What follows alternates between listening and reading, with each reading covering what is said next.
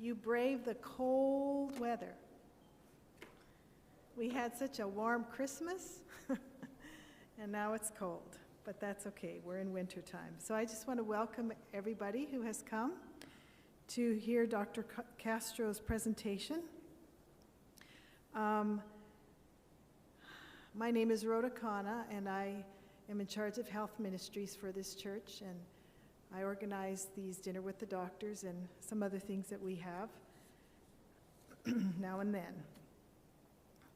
If you've not been to this church before, our restrooms, if you exit the hall, the church sanctuary, through the middle doors, they're to my right as you exit. The recipes that were handed out tonight is what you will is the food that you will be eating in the sack lunch that we will hand out to you after the program is over. Look over the recipes, and if there are any questions about the recipes, just come and ask me those questions. The recipes are really very simple. If you have a question about the ingredients, I can tell you where to get those, but just see me if you have any questions about the recipes. Also, when you came in, you got a card, a postcard, a smaller one than this, but it's to tell you about what our next Dinner with the Doctor will be, and it's going to actually be by a guest physician. He comes from Oklahoma. His name is Dr. Joel Sabangan. Now, that's a real privilege, isn't it? He's actually somebody that my husband practiced with in Oklahoma probably 15 years ago. And in October, when I saw him, I said, "Do you want to come to Greenville and talk to us about sleep?" Because he's a pulmonologist. And he said, "Sure." So we will get to have him next time. So put April 12, put April 12 on your calendar, because you'll not want to miss the discussion on sleep. Many people think that sleep is, you can take it or leave it. It's not, it's an optional thing, but it really isn't. Sleep is very, very important for your health. In fact, an Irish proverb says, "A good laugh and a long sleep are the best cures in a doctor's book." So think about that as you think about coming next time for our next Dinner with the Doctor. Tonight, we have Dr. Daniel Castro presenting on diabetes, the essential characteristics for reversal. Dr. Daniel Castro was born in New York and raised in California and Chile.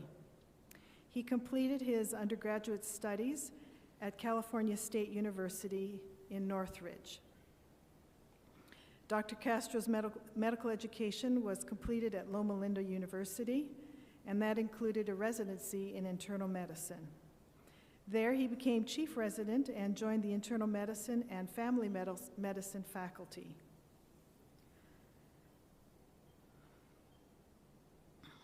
Dr. Castro and his wife are very involved in their local church. They teach health seminars, cooking classes in their community. Presently, he is the lead medical officer for the Morristown Veterans Administration Clinic and is now transitioning as medical director for U.S. Diabetes Care.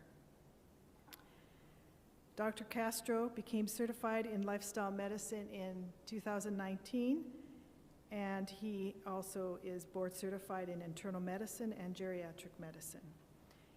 He wishes to integrate his internal medicine skills with lifestyle medicine with those patients that desire to work towards better health by making wise lifestyle choices. So we're very grateful to have Dr. Castro with us tonight. Can I talk from down here? Is it okay? That's okay. You guys, well, we'll figure it out. Maybe If that's okay with us. I'll try it up here. Okay. Good evening. Actually, I see Dr. Nelson here, and your wife has much to do with my growth in this area of lifestyle medicine.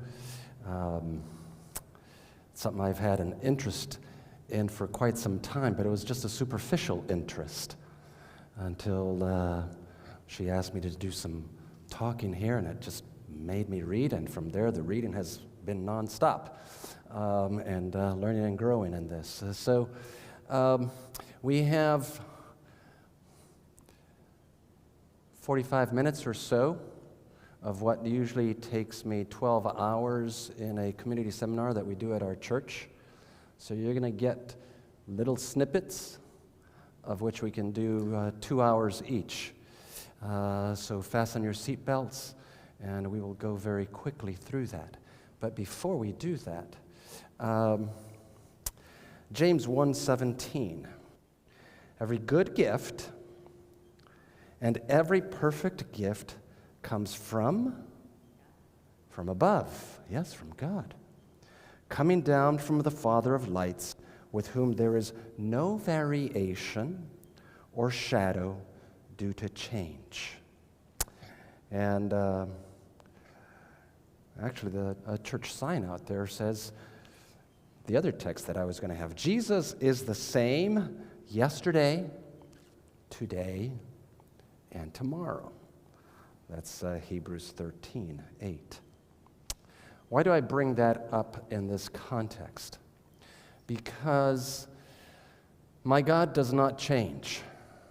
Science does. So when I am struggling with what the medical literature is saying on X, Y, or Z topic, and I find contradiction with what the Word of God says, guess what I'm going to choose? I will choose the Word of God. Yes, I'm a physician, I've been scientifically trained and all that stuff, but I've come to learn that science changes. And what was true 5 years ago may not be true today. And especially true, what was true 15 years ago may not be true today. So that comes in all kinds of aspects, from do we do estrogen replacement therapy, Dr. Nelson, okay? And how I was trained and what the science is now saying, okay? So things change in science, but my God does not change. So what his counsel is in the Word of God will be the best counsel. And that's going to be very pertinent when we come here to what kind of diet is best for diabetes, okay? So with that framework, and one other passage that comes from Philippians that I love, that says, "He who began a good work in you will be faithful to complete it." So we're all on a journey. None of us have life totally figured out or what the best way of eating and living and so on. We're all on a journey. We're all in different parts of our journey. But the God that loves you and me, it will complete his work and wants to carry you on through the rest of his journey. So with that, let's bow our heads for prayer and then we'll get started. Heavenly Father, we thank you that you're a God who does not change. Otherwise, we wouldn't know where the North Pole is. It'd be changing all the time, and that would be chaos. So thank you for who you are, and thank you for the counsel that you give us on how to live, including on how to eat, and what science is corroborating and what you have told us so many years ago. So as we share this evening, I ask that, first of all, you keep my mind clear. The words that I say may be understood by those who are present, and most of all, that they can be applied for the health of each one of us. In Jesus' name, amen. Okay, so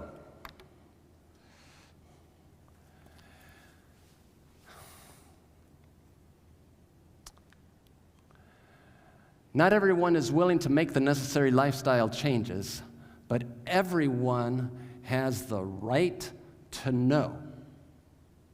Because if you do not know, what can you do?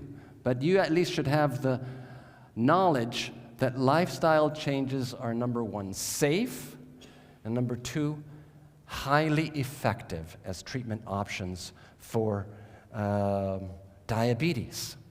I was taught in medical school that once a diabetic, always a diabetic. And that's what I told my patients for many years.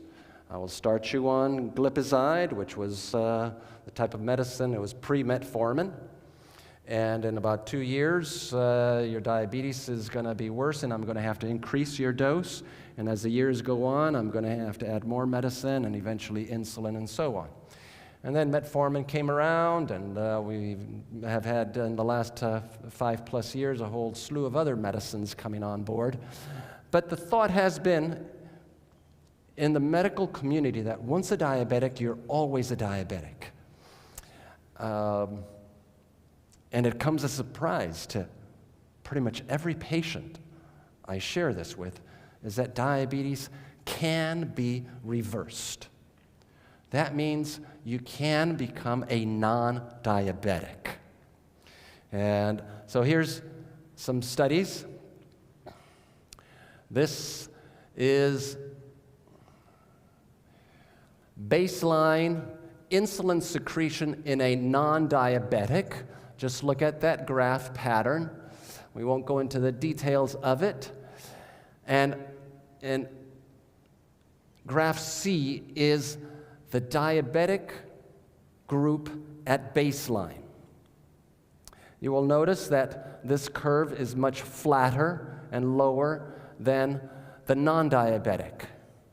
They took these diabetics, they have them go through an 8-week program, dietary changes, very strict protocol, and at the end of 8 weeks, this is the graph of the diabetics. This same group, 8 weeks later, looks very much similar to the non-diabetic group, showing that we can change the way the pancreas works, that it will look like a non-diabetic pancreas. And this is just basically to confirm that they are actually able to show changes in the amount of fat in the pancreas and the liver, which are also markers. Now, to get things even more exciting, if we have type 1 diabetics, so everything that I'm going to talk about tonight is not just for type 2 diabetics when we talk about reversal, but also will apply to type 1 diabetics. You may not be able to reverse type 1 diabetes. May not. I'll show you this slide here and explain it. But definitely, type 1 diabetics who implement the changes that I'll be talking about will have an improved control, smoother glucose curves, less fluctuations from going from hypo to 300s to 50 to 400 and so on, and using less insulin. And we'll explain that in a little bit. Now, having said that, this study is fascinating. It is being replicated in humans right now. The slide here is from a rat model, or rats, and this study was done by a group at University of Southern California. And if you guys want to take notes, the group's name, the lead guy is Walter Longo. And he took the pancreatic cells in the rats, and these little red cells are the beta cells, the ones that produce insulin. He, or his group, made these rats into type 1 diabetic rats, where there is depletion of beta cells, much less of those little red dots here than at baseline. He has them go through 3 cycles of what is called a fasting mimicking diet, and at the end of that, there is replenishment or regeneration of beta cells. So these rats who were insulin requiring no longer require insulin. Now this is fascinating, okay? And through this fasting mimicking diet, he's able to show that there's actually stem cell pumping out into circulation, and it begins to replenish and fill in the gaps of where the deficits were. So that's just to give you a little tantalizing information that diabetes can be reversed. And in fact, Diabetes Care in their leading journal 2009 has said, how are we going to define reversal? And they say partial remission, and they give the stuff basically acknowledging that diabetes can be reversed, and here are going to be the criteria that we use. So we're not talking about crazy stuff. This is actually science showing, and in fact, the diabetes community quietly saying that diabetes can be reversed, okay? Now, it's not, I actually didn't find this article till about 6 months ago, okay? So, but it's been published in 2009. All right, so how do we get there? What I call a total lifestyle approach, and we're not going to be able to cover all of it. We'll talk about nutrition, we'll talk about exercise, we won't talk about water, we won't have time to talk about sunshine, we won't have time to talk about temperance or fresh air, but we will talk about sleep. And it's fascinating that'll be the next topic. We'll touch briefly on it in the context of diabetes. And trust in God. So there's a little mnemonic that we use, a new start, a total lifestyle approach that will just scratch the surface on some of these. Okay, so we'll start off here with nutrition. And so let me read this here for you. And actually, before you read that slide, what's the problem in diabetes? Is it sugar? Go ahead. You can talk to me. What's that? Sugar problem, right? It's a sugar problem. So when you go to the doctor's office, the doctor tells you need to eat less sugar. Now, this is fascinating. Let's look at what the research is saying. So James Anderson, a professor of medicine at the University of Kentucky, a widely respected authority on diabetes, evaluated the effect of diet on blood sugar levels. Just as others had done before him, Dr. Anderson was able to turn lean, healthy young men into mild diabetics in less than 2 weeks by feeding them a rich 65% fat diet. A similar group fed a lean 10% fat diet plus, get this, 1 pound of sugar a day. Did not produce even one diabetic after 11 weeks when he quit the experiment. And this is not the only one who's done that. This has been done several times. So what caused the diabetes? Fat. And every patient I say that to looks at me and says, actually, after they read this, they say, well, it's the sugar. He says, now let's read through this again. It's the fat. The fat is the problem. And it's the fat that causes something that we call insulin resistance, okay? So what is insulin resistance? Basically, it's fat that is stored in cells that are not designed to store fat. Fat is supposed to be stored in adipose cells, cells that store fat. And when those cells get filled up, the bank gets filled up, it begins to spill over into other places that are not designed to store fat, such as muscle cells, such as the pancreas, such as the liver. And when that happens, you begin to get this process called insulin resistance, okay?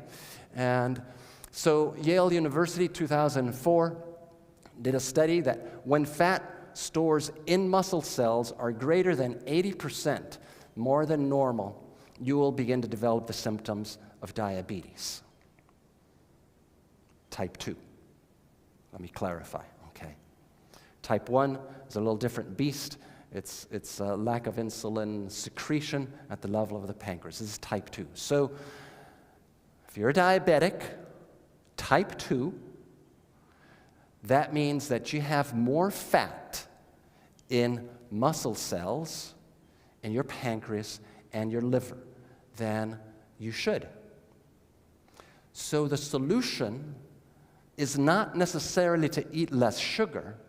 The issue has to do with eating less fat, okay? And so a couple of other slides here.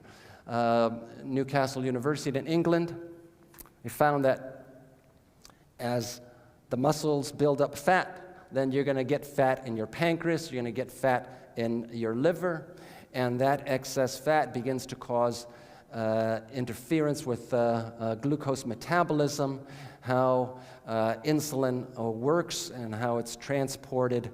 And interestingly, these can be reversed, especially in early diabetes. And what is early diabetes depends as to what group and study you look at. If you've been a diabetic for 5 to 8 years, you have an excellent chance of totally, completely reversing your type 2 diabetes.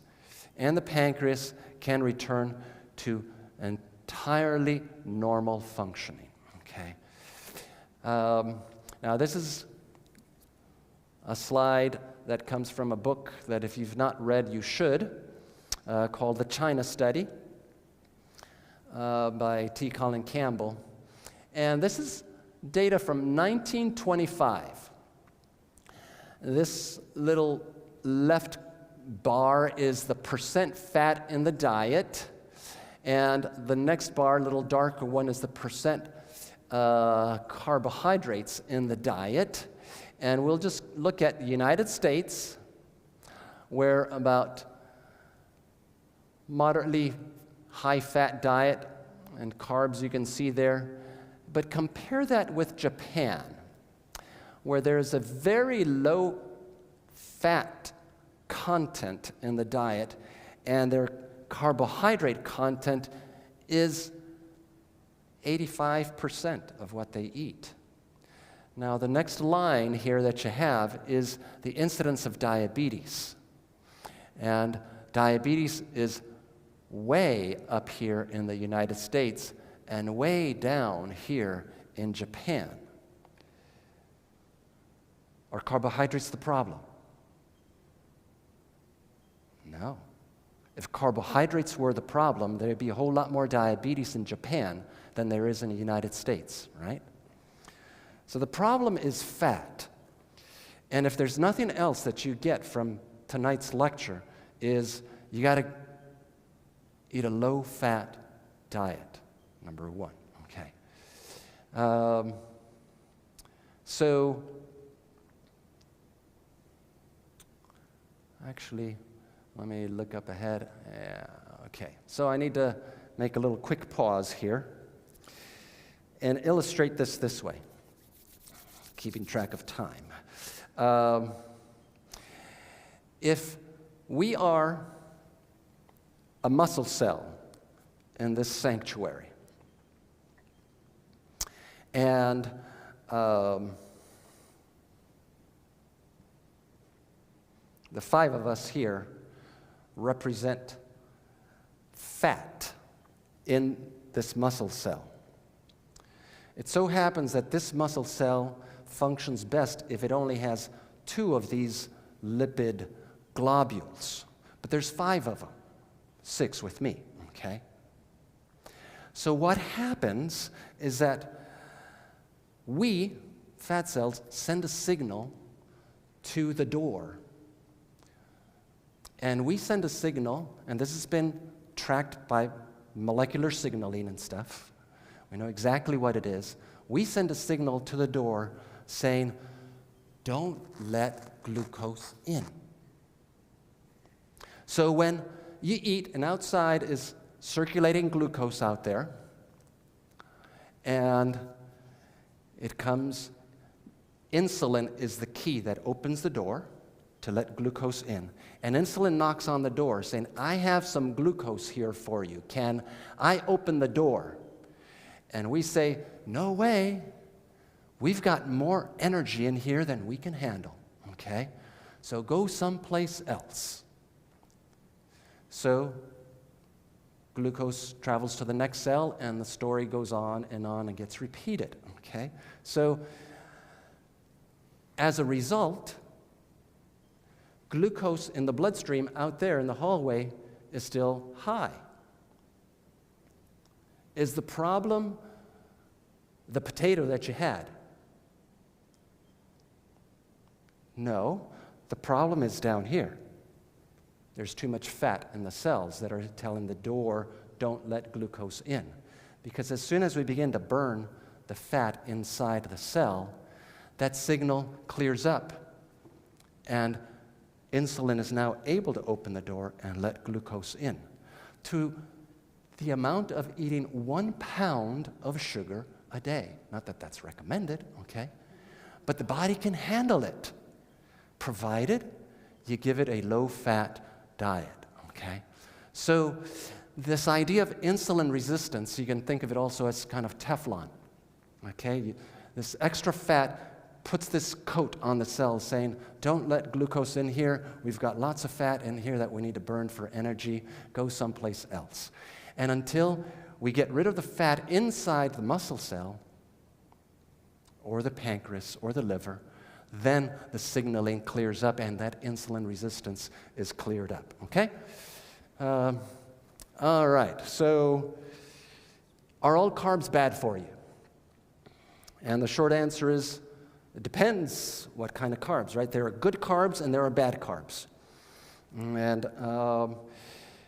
the good carbs are those whole grains, those whole vegetables, those whole fruits that you have.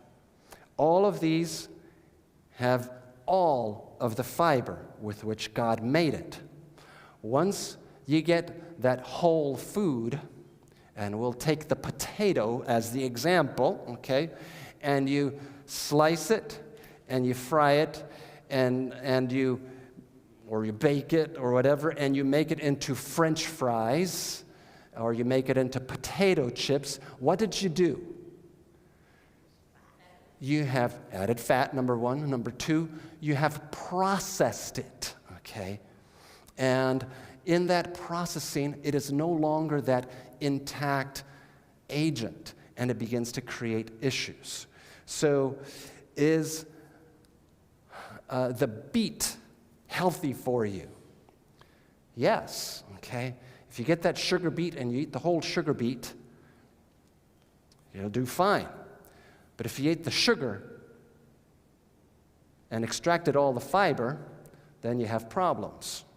Any of you eaten sugar cane? Any hands? Okay, some of you, sugar cane. Can you eat a lot of sugar cane? No. What's going to happen? You're going to have a sore jaw after 5 minutes, right? Because the stuff is loaded with fiber, because that's how God created it.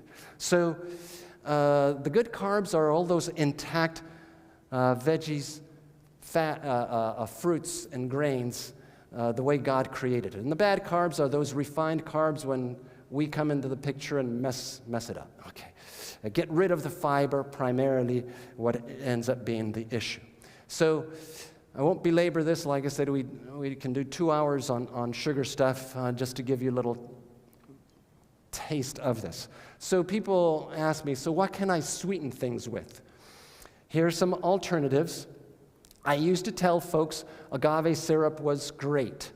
It is not, unfortunately. The issue with sugars has to do with fructose and how much fructose is in the agents. And sugar is half glucose and half fructose. The liver is only able to manage a small amount of fructose, which is why God put the fruit with a lot of fiber. All that fiber, yes, the fruit has sugar in it, has fructose in it, from there's thus the name, okay? But because it's surrounded by fiber, That fiber slows the absorption of that fructose over time, so that now the liver sees that, the pancreas sees that and say, hey, we can handle this. Yeah, this is at a decent pace. I can run at this speed. But when we give it a bolus of a tablespoon of sugar, no fiber that you dumped in your coffee, the liver goes, I can't handle this, okay? So, better options, the lower the amount of fructose, the better the sweetener. So honey's going to be better than plain sugar. Maple syrup is a reasonable sweetener. And molasses, if you can tolerate the flavor, is better. How about sugar substitutes? And I tell folks, artificial sweeteners should be banned, okay? This concept that no calorie out of artificial sweeteners is a myth. It actually causes more trouble. And not only in the diabetes realm, there's 3 years ago an article showing the issues with cardiovascular disease increase with people using more artificial sweeteners. So yes, it may be 0 calories, but it does something to the cell that messes it up, and it's plain simply bad for you. Okay, so I tell folks, as much as I don't like to say this, a regular soda is better than the diet soda. Okay, but it's best to have no soda. All right, let me make that clear. The one sweetener that is actually a very good alternative is stevia. How many of you are familiar with stevia? Okay, most of you. And so the best stevia you're going to get online or at health food stores that is 100% stevia. The ones that you find at Walmart have some other agent tagged to it, still reasonable and certainly better than sugar. And they've done some studies to show that actually the use of stevia decreases insulin resistance, improves insulin secretion, improves blood sugar and blood pressure.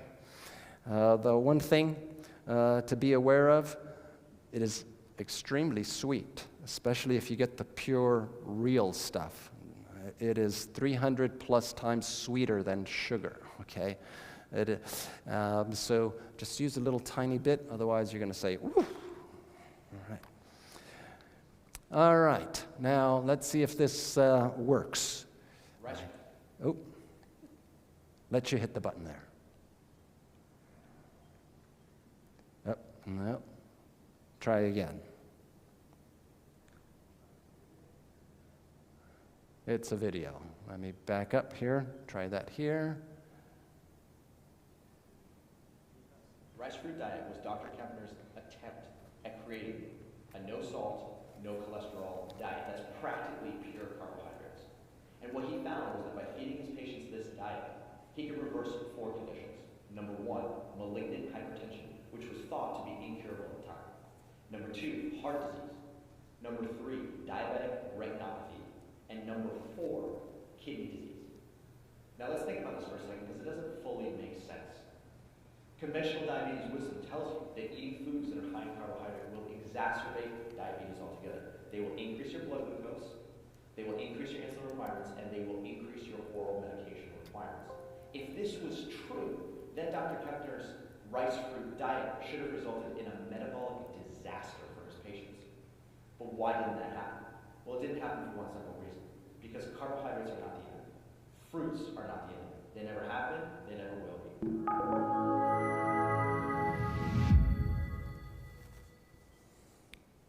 Let's face it, practically everywhere you look on the internet for information about diabetes nutrition, you'll see the same message. It says, don't eat fruit. And the reason for this is simple. They say, fruit equals sugar. Sugar's bad for you, therefore fruit is also bad for you. Most of the people in this anti-fruit world will tell you that there's only really a couple of fruits that you can eat. And most of them are berries because they're high in antioxidants and they're low glycemic. Then you have people like us and others in the plant-based community who tell you the exact opposite. We tell you that eating fruit is good for you, especially if if you're living with diabetes. How can this possibly be true? How can there be two completely opposite sides saying the exact opposite message?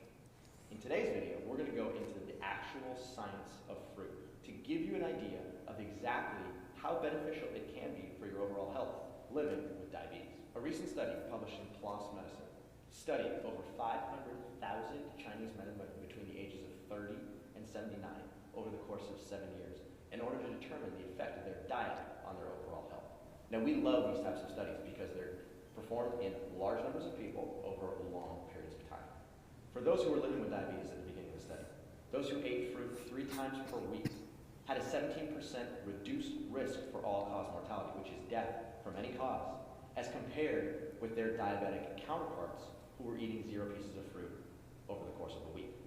They also found that diabetic individuals who ate fruit 3 times per week had a 13 to 28% reduced risk for macrovascular complications, including heart disease and stroke, as well as microvascular complications, including kidney disease, retinopathy, and neuropathy. Now, refined sugars found in packaged and processed foods increase your risk for chronic disease, such as heart disease, diabetes, cancer, obesity, and the metabolic syndrome. But sugars found in fruit, long-chain carbohydrates and short-chain carbohydrates, come pre-packaged with behind-the-scenes players, otherwise known as WAVE FM, water, antioxidants, vitamins, fiber, and minerals. And it's these behind-the-scenes nutrients that conduct a very complicated orchestra of biochemistry in your small intestine and in your large intestine that actually confer a number of health benefits. And these nutrients, in combination with the carbohydrate, fat, and protein that you get from the fruit, improve your overall health, reduce your risk for chronic disease, and improve your insulin sensitivity. Now, there's no question that both refined sugar as well as whole sugar will increase your blood glucose values. Nobody's going to refute that. The difference, though, is that refined sugars will spike your blood glucose faster and to a higher degree than whole sugars that come from fruits. Now, you may be asking yourself a simple question. How much fruit is too much? If you accept the premise that fruit is actually good for you, then the next question becomes, well, how many pieces per day are acceptable? Should we limit our fruit intake to just a few pieces of fruit per day, or is there actually an upper limit on the amount that you can eat? In 2001, researchers tested the effect of 20 fruits per day on blood lipids and colon function, and found that within the first 2 weeks, total cholesterol had dropped by about 40 milligrams per deciliter, and LDL cholesterol also dropped about 38 milligrams per deciliter.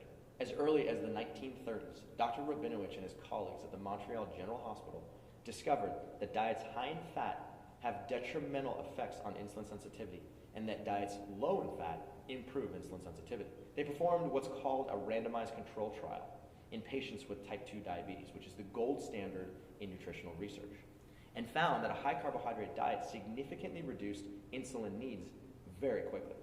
Approximately 20 years later, in the 1950s, Dr. Walter Kempner from Duke University demonstrated that high-fat diets not only caused insulin resistance and type 2 diabetes, but that patients could begin reversing long-standing complications of diabetes, including diabetic retinopathy, in a matter of days, simply by eating a diet that was very high in fruit. Dr. Kempner invented what's called the rice fruit diet, in which his patients were allowed to eat white rice, fruit juice, and, believe it or not, added sugar. 4 foods that present-day diabetes nutrition practically contends entirely. Now, the rice fruit diet was Dr. Kempner's attempt at creating a no-salt, no-cholesterol diet that's practically pure carbohydrates. And what he found was that by feeding his patients this diet, he could reverse 4 conditions. Number 1, malignant hypertension, which was thought to be incurable at the time. Number 2, heart disease. Number 3, diabetic retinopathy. And number 4, kidney disease. Now let's think about this for a second because it doesn't fully make sense. Conventional diabetes wisdom tells you that eating foods that are high in carbohydrate will exacerbate diabetes altogether. They will increase your blood glucose, they will increase your insulin requirements, and they will increase your oral medication requirements. If this was true, then Dr. Kempner's rice fruit diet should have resulted in a metabolic disaster for his patients. But why didn't that happen? Well, it didn't happen for one simple reason. Because carbohydrates are not the enemy. Fruits are not the enemy. They never have been, they never will be. diets that are high in carbohydrate as long as they are low in fat, and that's the most important part. Diets that are high in carbohydrate as long as they are low in fat lead to significant metabolic improvements, not only in controlling blood glucose and minimizing your need for insulin, but also in minimizing the complications of diabetes, as we stated earlier. Now, in 1979, Dr. James W. Anderson and Kylene Ward published another study in which they took patients living with type 2 diabetes who had been living with the condition for more than 20 years. What they did was they transferred them from a conventional diabetes diet into a diet that was low in fat and high in carbohydrate energy. But they made sure that they did not lose a single pound. What they were trying to determine was whether the diet itself was influencing their insulin sensitivity independent of any weight loss. In order to do this, they practically force-fed their patients, making sure that they were eating so much food that they could not lose a single pound. The results of the study were nothing short of remarkable.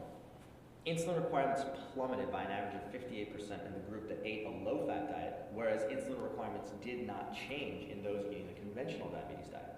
10 out of the 20 subjects were able to discontinue insulin altogether, and those who continued using insulin were able to reduce their dosages between 7 and 98%.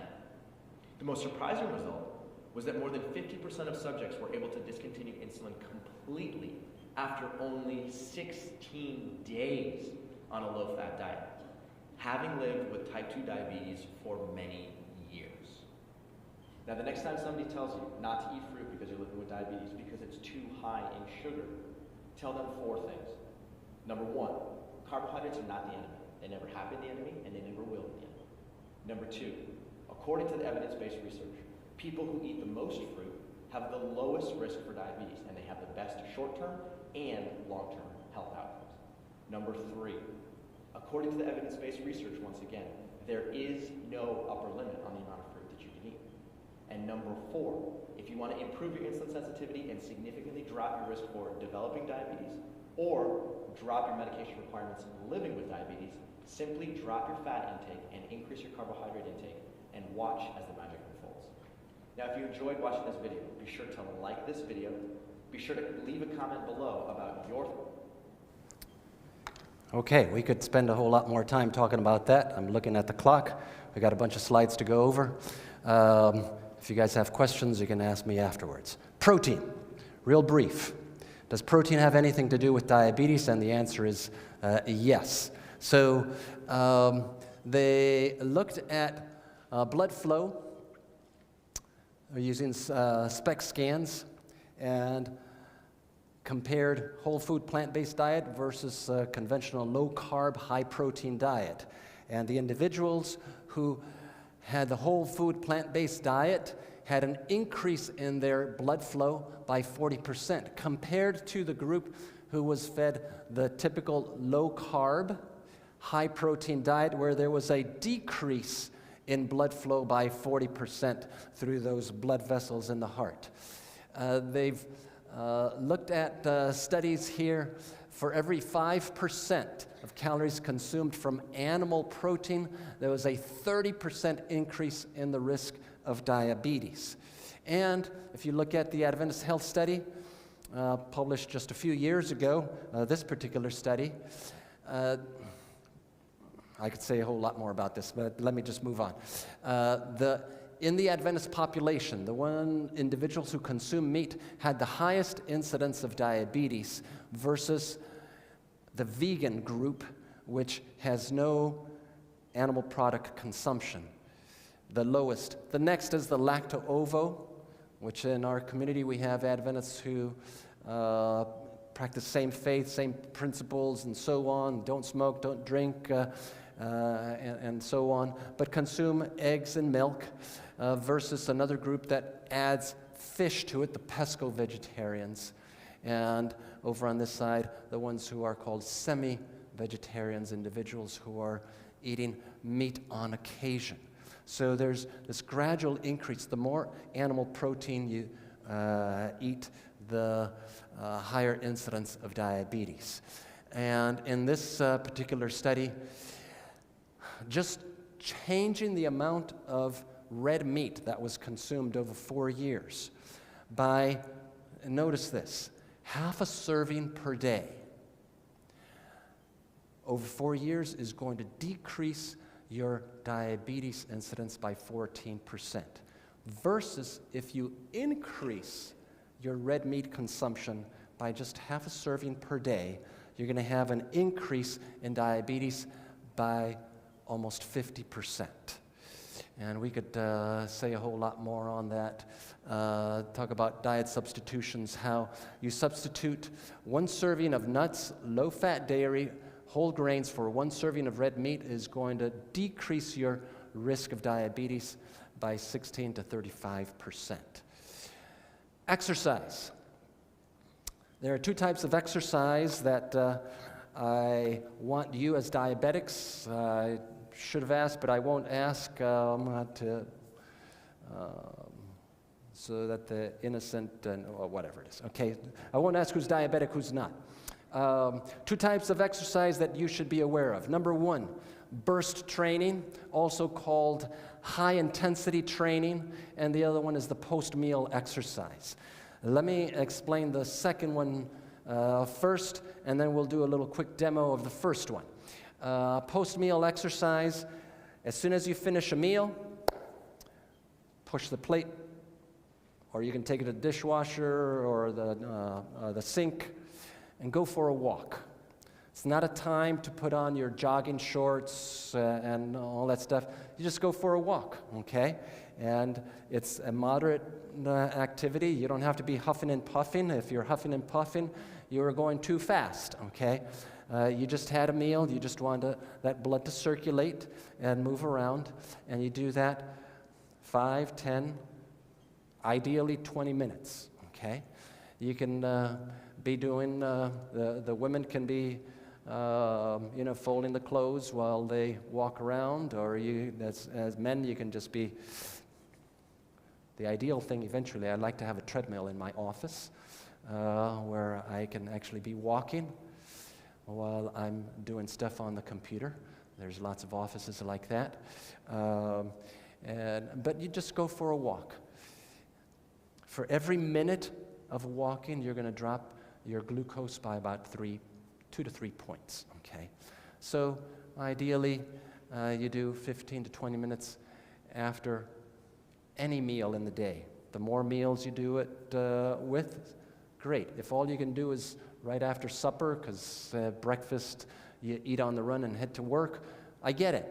I do that too, okay? So, but as you implement some post-meal exercise, that's going to help lower that blood sugar. Is right after you eat is when you're getting the spike. You're moving. Exercise basically opens that door in the cell. Doesn't require insulin. So as you are exercising and your glucose is spiking because you just ate that meal, glucose is coming into the cell without the need of insulin. So that's how it helps. The burst training, how many of you have bad knees? Okay, we have a few bad knee individuals. Then we're going to do the following. Folks with bad knees can stomp on the floor. Is that okay? That's not going to hurt your knees? Okay. So what we're going to do is 15 seconds. Ideally, it's actually 20. We'll do 20 seconds, okay? And the idea of burst is you go 100% at whatever activity you're going to do. And what we're going to do is we'll be punching in the air, like you're hitting a boxing glove thing, or those pillow things, and stomp your feet too, all at the same time. All right, so ready? I need everybody participating here. All right, just don't punch the people next to you. All right, ready, set, go. As fast as you can, as fast as you can. If you're not going fast, if you're not short of breath, you're not going fast enough, okay? Go, go, go, go, go, go, go, go, faster. We've got 10 seconds there, and you keep going. Fast, fast, fast. Punch faster, pump faster, move those legs up and down, up and down, up and down, and you punch along there too. Keep going, and okay, take a break. Are you a little short of breath? Okay. So the idea of burst training is that you will do a burst, high intensity, it's 90 to 100% of whatever activity you can, okay? If you don't have bad knees, you can jog in place, you can do jumping jacks. Boy, I need a little bit of air myself, okay? So that's the idea. If you're not short of breath, you didn't go fast enough or long enough, okay? And you do that for 20 to 60 seconds. And you take a break, and you let the heart rate come back down, which will take about a minute. And then you do it again. And you do that for 5 times, okay, in a row. Okay, so you don't do it now, and then at noon you'll do another one, and then tonight you'll do another one. It's bang, rest, hit again, rest for a minute, 2 minutes, hit again, and so on. And what they have found is that a 10-minute session of burst training equals about 45 minutes of your regular aerobic treadmill exercise. So for folks who are short in time and say, I don't have enough time, you can do a session of burst training 3 times a week. And what that begins to do is it burns the fat inside the muscle cells, okay, because you just did a burst. What that is doing is depleting the glucose inside that muscle cell. And you rest up, so it begins to catch up. And then you hit another burst, and the cell says, hey, what do I have to burn? I already used up all the glucose, and the liver didn't have a chance here to resupply me. So I have to now tap into the fat inside the muscle cell and begin to burn that, okay, as an energy source. So that's why you want it one right after the other,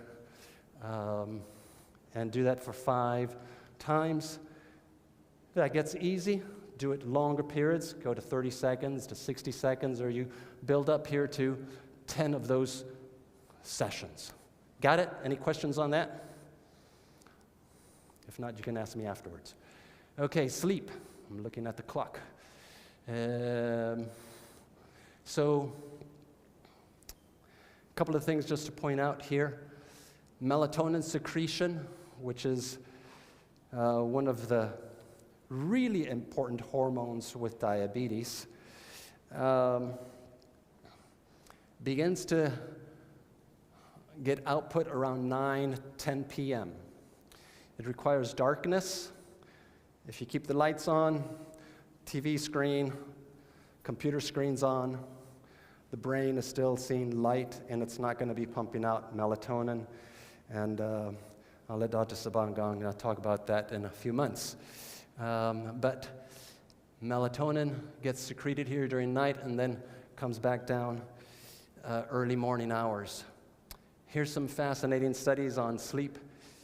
Sleep deprivation, 5 to 6 hours per night, is associated with an increased risk of type 2 diabetes. Let me just skip a couple of these. For every 30 minutes of weekday sleep depth, obesity is going to increase by 18%. And your insulin-resistant risk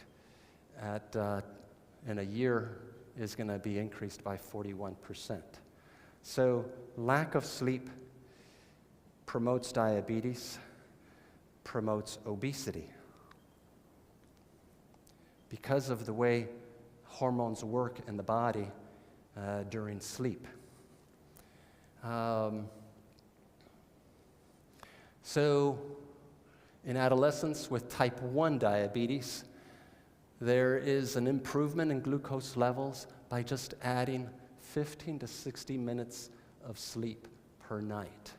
And then they do this with adults, where they added 1 hour of sleep daily for 6 weeks, improved insulin sensitivity, improved insulin numbers.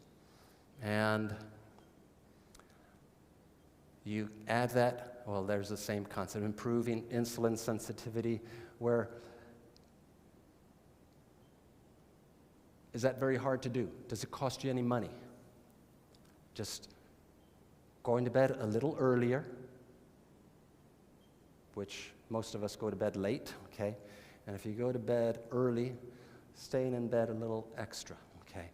It's the ideal amount of sleep. 8 hours is a sweet spot, okay? So if you are getting less than 6 hours of sleep, which more and more people in the U.S. are doing, all kinds of health issues increase. I'll just mention this as a little tantalizer. There's this whole concept of intermittent fasting. Beneficial for you, for diabetics? Yes. This concept of 3 meals and 3 snacks is an old concept that was based off of our old insulins. Our old insulins were NPH and regular. If you're an old diabetic, you might recognize those names, okay? Where they peaked late and later, okay? So in order to cover those peaks, we would tell diabetics, you give yourself NPH, you give yourself regular, and you have your meal now. You got to have a snack in about 3 hours because that's when insulin is going to be peaking, so we don't want you hypoglycemic. That is not the insulin that we have nowadays, okay? We have basal insulin that lasts 24 hours or longer. We have short-acting that's very quick-acting. And diabetics should not be on 6 meals a day. A diabetic should be on 3 meals a day at most. And if you can do and function well with 2 meals a day, data shows that you will do better, okay? And if you have to have something, make it 2 good meals a day and a small snack at bedtime, or not bedtime, I'm sorry, in the evening time. You don't want to eat within 3 hours of bedtime. So last time you ate, you have to wait 3 hours before you go to bed. So that gives you an idea as to what bedtime is, when your last meal of the day should be, okay? So I tell my folks, snacks, get rid of them. I don't care if they're apple snacks, peanut butter snacks, any kind of healthy snack. There should be no snacks. That fruit should be in the meal, not in the snack time, okay? So to close off, and this is from a great website, American College of Lifestyle Medicine. Step 1, make whole plant foods the foundation of your diet. Step 2, minimize refined carbs. Doesn't matter which form it comes. Step 3, boost fiber. And we can spend a whole lot more time there. Fiber, fiber, fiber. I have a shirt here that my nurse practitioner gave me saying, count your fiber grams, not your carbs, okay? I want you counting how much fiber you eat. I don't want you counting so this carb counting stuff is old-fashioned stuff. If you want to reverse diabetes, you count fiber, and you want to increase that. And we'll skip 4 and go to step 5, replace animal protein with plant protein. The more you get rid of animal products, the better your health in terms of diabetes, heart disease, cancer, depression, Alzheimer's, and everything else is going to be, okay? And step 6, eat small to moderate amounts of fat from healthy sources. There's no such thing as a no-fat diet. You're going to find fat someplace in the food chain, okay? Even if you're 100% plant-based, vegan, and the brain is mostly fat. So we need some fat in our diet, but you want it from healthy places like avocados and olives and things of that sort, okay? And we'll skip a whole bunch of steps to the last one I have here. Select mostly whole, unprocessed, or minimally processed foods. And questions? Yes, if you can come to the mic so that we can all hear you.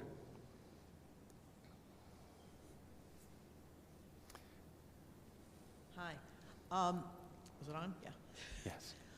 I have been working with a bariatric doctor, and he has a kind of a paleo keto kind of diet that has me on. Is that not good for diabetics? Or, I mean, what's the story there? Is that Okay. old news, or what's the deal? So that's a great question, which is why I started with the Bible texts that I did, okay? Because my God doesn't make mistakes.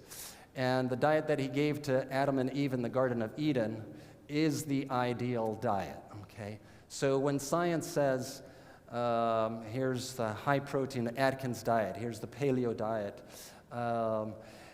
do those work? So the keto diet, let's just take that as the latest one, the latest craze. Does keto diet help diabetes? In the short run, the answer is yes.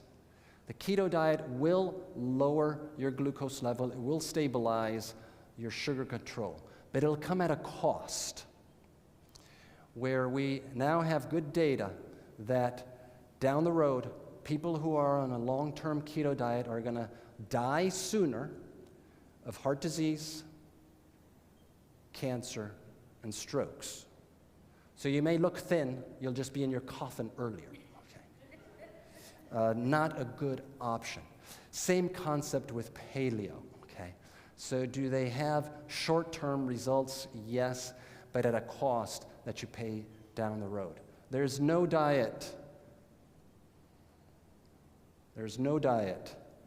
that will have the same health benefits, short-term and long-term, than the whole foods, plant-based diet, what God gave Adam and Eve in the Garden of Eden.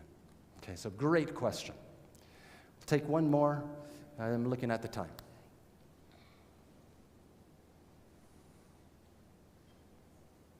I watch TV a lot, and I see a lot of advertisements on medicine, but they're saying A1C is what I'm concerned with. They're saying keep it below 7.0.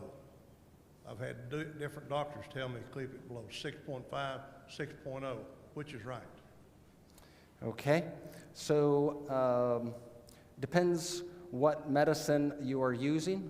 If you're not on it, If you're not on any medicine, the normal hemoglobin A1C for a non-diabetic is less than 5.7. So I'm not a diabetic. My hemoglobin A1C must be and is, mine is actually in the fours something, okay.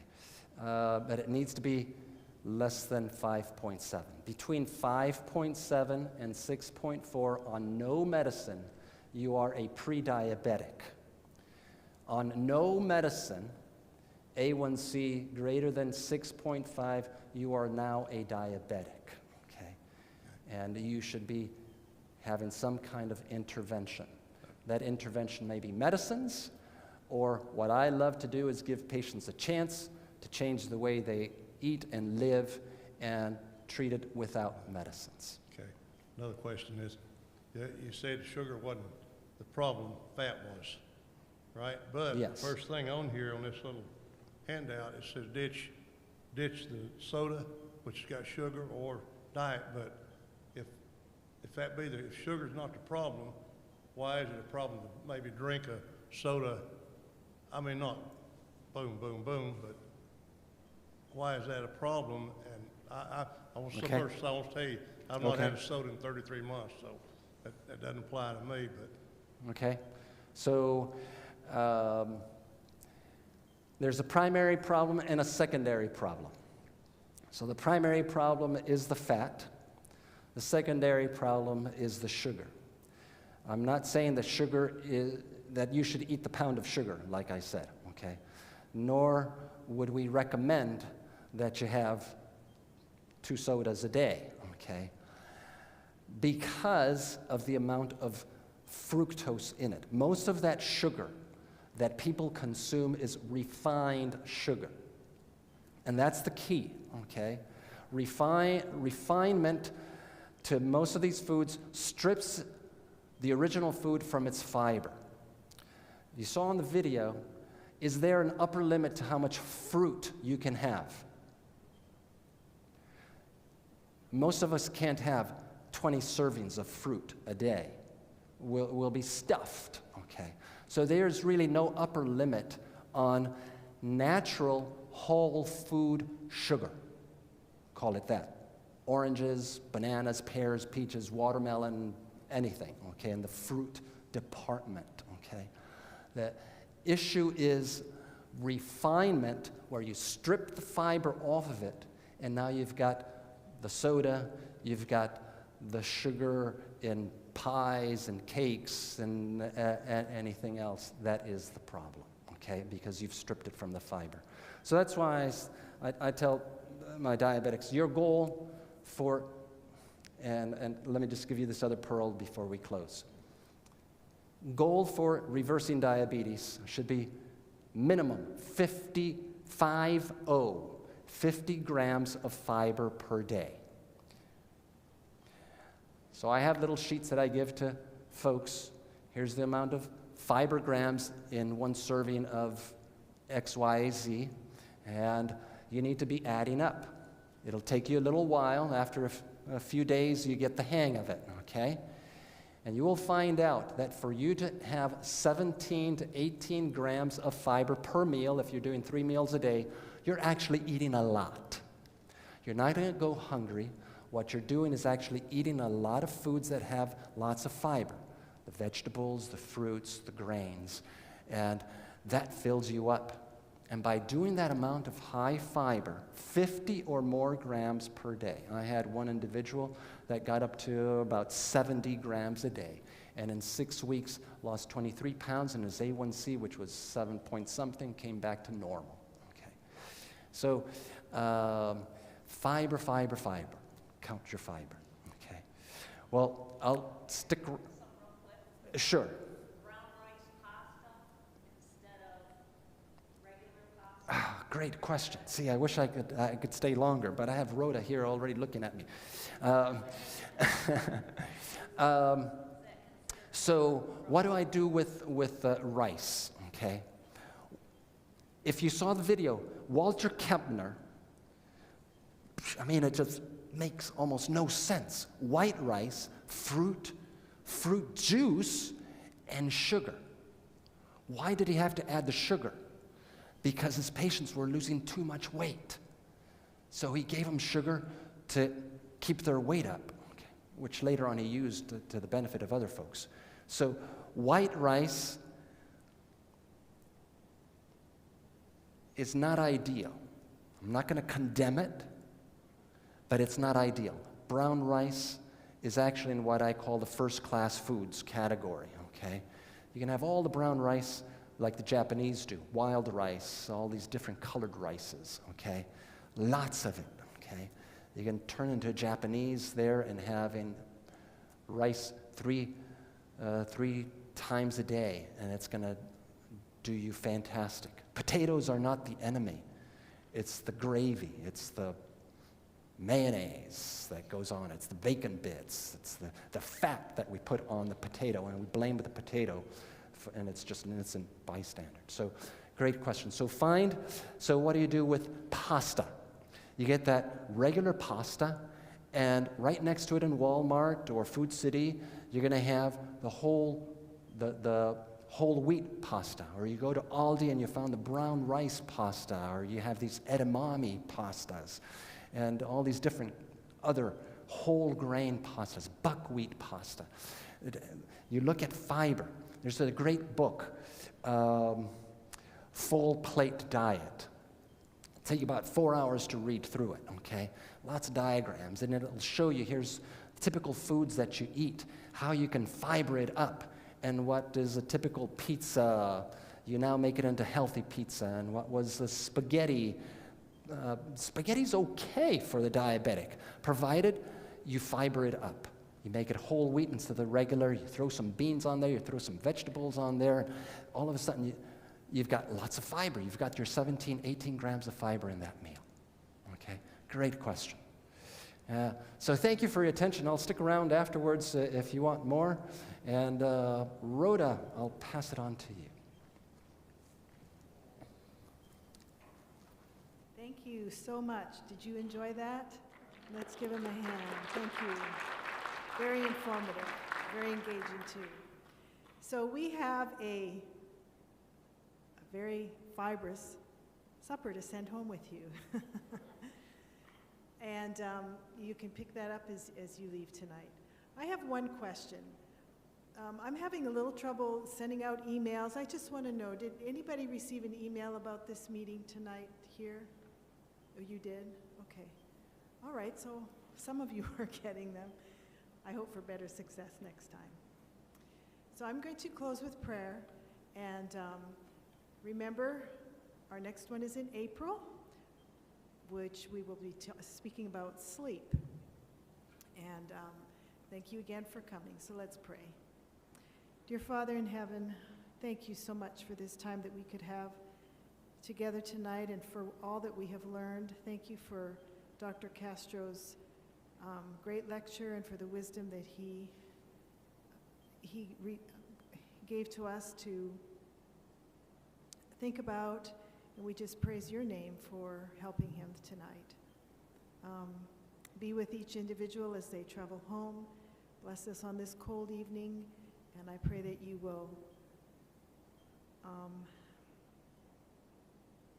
help us as we try to make changes in our lifestyle for the better, that you will give us success. We love you and thank you for hearing this prayer in Jesus' name. Amen.